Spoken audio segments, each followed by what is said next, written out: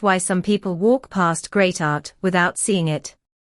Have you ever watched people walk through a gallery? They enter a room filled with paintings. They look left. They look right.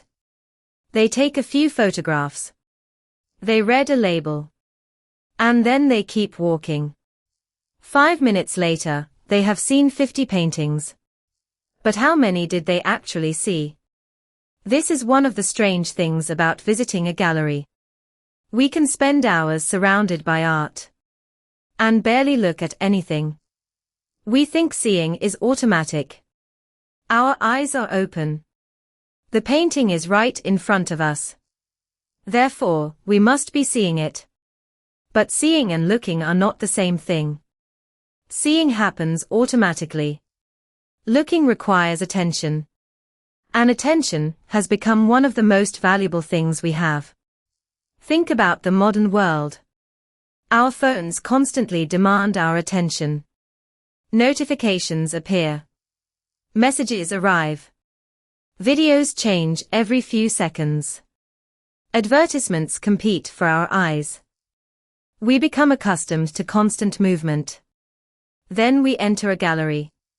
Suddenly, we are standing in front of a painting that hasn't moved for 500 years. And our brain may not know what to do with it. There is no notification. No sound. No animation. No immediate reward. Just an image. Waiting. So we look for a few seconds.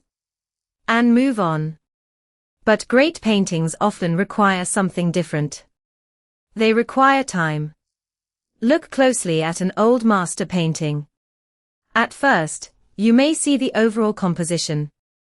Then, after another minute, you notice a hand.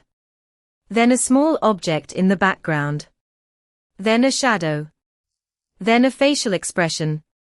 Then you begin to notice how the artist directs your eye around the composition. The painting hasn't changed. You have simply started seeing more of it. This is one reason photographs of artworks can never completely replace seeing the original. A photograph can show you the image, but it cannot always reproduce the physical experience. The scale, the surface, the texture, the thickness of the paint, the relationship between the artwork and the room, and most importantly, your physical presence in front of it. Standing in front of a large painting is different from looking at the same image on a phone. Your body becomes part of the experience. You move closer. You step back.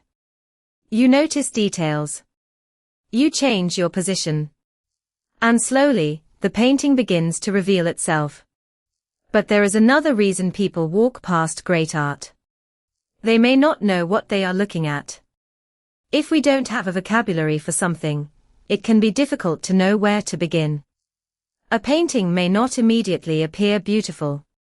There may be no dramatic subject. No recognizable story. No obvious emotion. So we assume it isn't interesting. But sometimes the most important qualities of a painting are subtle.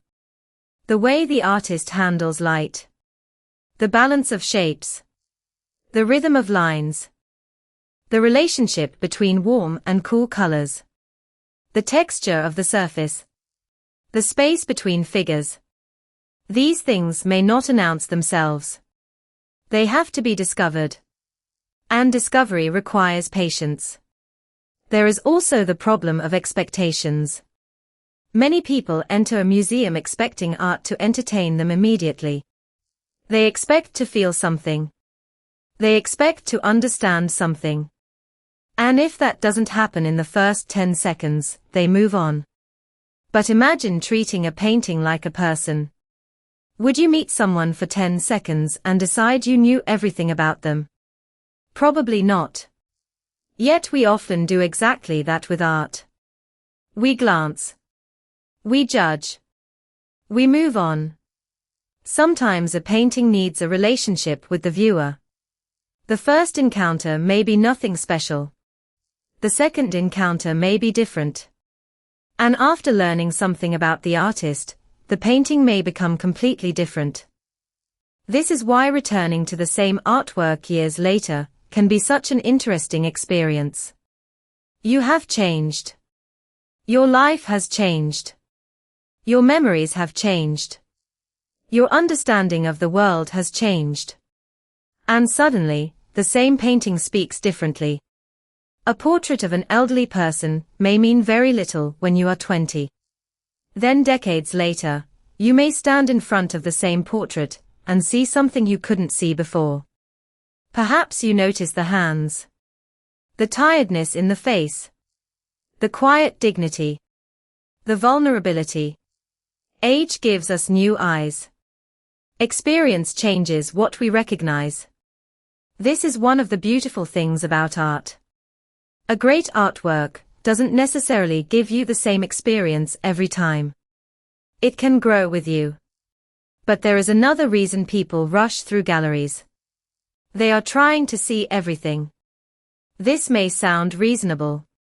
After all, they paid for admission. They traveled a long distance. They want to get their money's worth.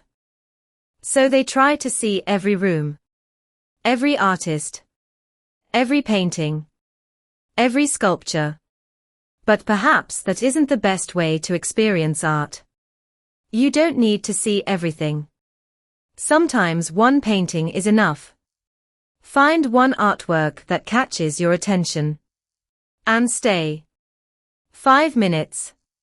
10 minutes. Look at it from far away. Then move closer. Look at the surface. Look at the corners. Look at the areas you ignored at first. Ask yourself why the artist placed things where they did.